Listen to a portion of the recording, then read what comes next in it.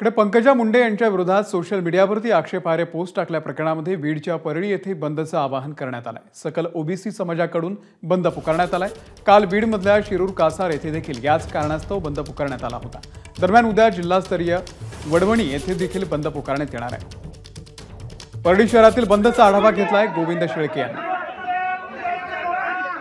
भाजप नेत्या पंकजा मुंडे यांच्या संदर्भामध्ये एक वादग्रस्त स्टेटस ठेवल्यानंतर त्या तरुणाविरोधामध्ये परळी शहरामध्ये गुन्हा दाखल झाला होता, त्याला अटक सुद्धा झाली।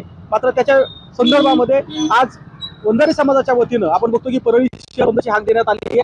तर सुरुवातीला पाथर्डी शहर याच कारणावरून बंद होतं, पाथर्डी नंतर शिरूर कासार शहर बंद ठेवण्यात आलं होतं आणि आपण आता बघताय की हे लोन अगदी परळीपर्यंत पोहोचलंय। परळीमध्ये सुद्धा असाच प्रकार घडला होता, एक वादग्रस्त स्टेटस ठेवण्यात आलं होतं आणि त्या स्टेटस नंतर इथे जमाव जमला। अगदी ज्या व्यक्तीने हे स्टेटस ठेवलं होतं त्याच्या दुकानावर सुद्धा जाऊन जमावाने दगडफेक केली होती।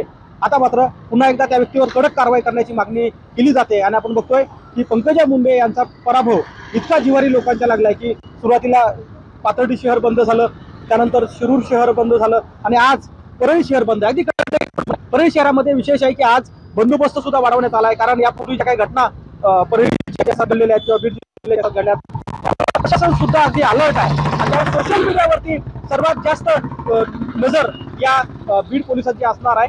पुन्हा एकदा पोलीस आव्हान करतायत, राजकीय नेते आव्हान करतायत, कुठल्याही स्वरूपाचं वादग्रस्त स्टेटस अथवा वादग्रस्त स्वरूपाची पोस्ट करू नका, त्यामुळे तणाव निर्माण होईल। गोविंद शेळके, एबीपी माझा, परळी, बीड।